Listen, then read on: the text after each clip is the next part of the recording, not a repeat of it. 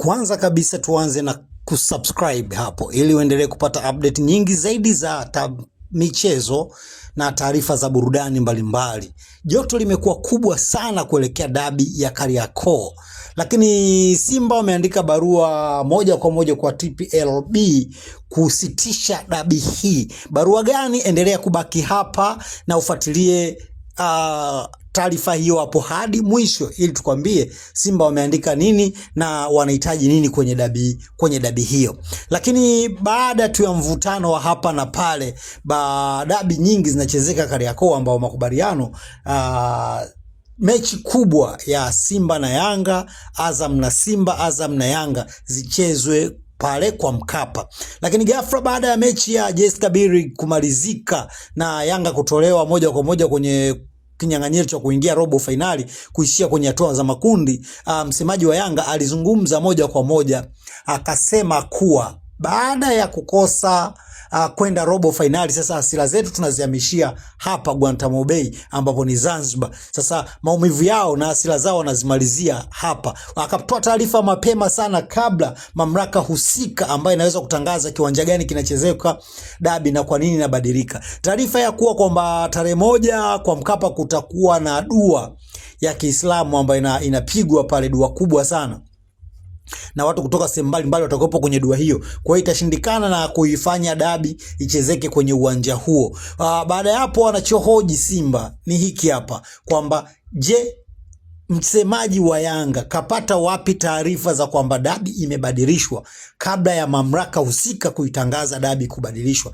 Na inatakiwa kabisa siku 21 kabla taarifa ziwe zimetoka. Kwa hiyo hayo ndo mahojiano ya Simba na barua yao na wanayoiandika. Nitakuletea bado hii barua kamili full, yani nitakusomea hapa wanasema nini, wanataka nini, mikakati mikubwa ya Simba kwenda kwenye hiyo dabi ni nini. Na kumbuka kuwa Simba hawataki kupoteza huu mchezo. Mchezo wa dabi huwa una mambo mengi sana. Mechi inachezwa nje ya uwanja kabla ya ndani ya uwanja na ndani ya uwanja pia. Kwa hiyo kila mmoja yupo kwenye kuchanga karata yake kuhakikisha sentence moja tu inaweza ikakupotezea kukutoa ndani ya furaha na ndani ya mchezo wa huu dabi. Kama unavyojua dabi ya Kariakoo ni dabi nzito sana, hasa wanapokutana majiant wawili wa Tanzania wa Simba na Yanga. Kunakuwa na changamoto nzito, kunakuwa na mambo mengi, kunakuwa na mvutano mwingi kabla kufikia dabi. Na siku zimekwisha na hadi sasa tumebakia na siku 11 tu kuelekea tarehe 1.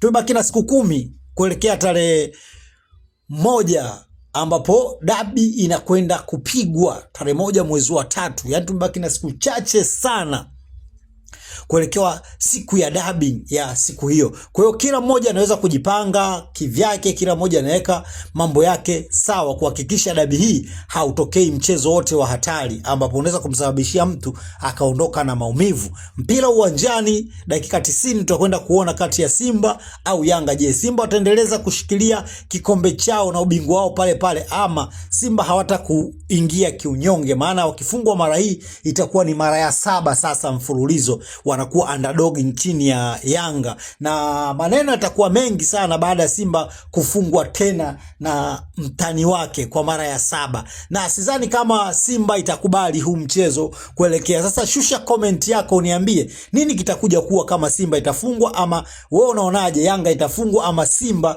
itafungwa? Shusha comment yako hapo. Unaonaje chama lako? Je, wewe unaamini chama lako liko sawa ama tunaenda kuchezea za uso? Niambie hapo chama lako unaliamini kuelekea dabi ya Kariakoo.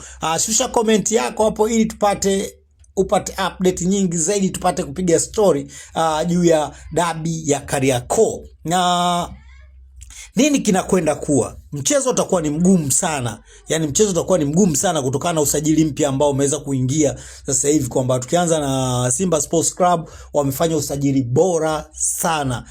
Tukimzungumzia Rebase Gwe, Rwemba, Innocent Eura, ni wachezaji wazuri sana, lakini bado tuna wachezaji wa zamani kama Elia Mpanzo ambaye anaijua dabi vizuri kwa sababu kisha kukutana na Yanga zaidi ya mara 2. Lakini pia kuna wachezaji ambao tayari wanaijua hii dabi. Lakini tukizungumzia kwa Yanga tuna maigizo mapya, tukimzungumzia Arani Okelo, tukimzungumzia hapa Rebase Arani Okelo, tukimzungumzia hapa mchezaji wa Yanga ambaye ameingia kwenye igizo jipya Depu, lakini bado kuna wachezaji kama Buba Jem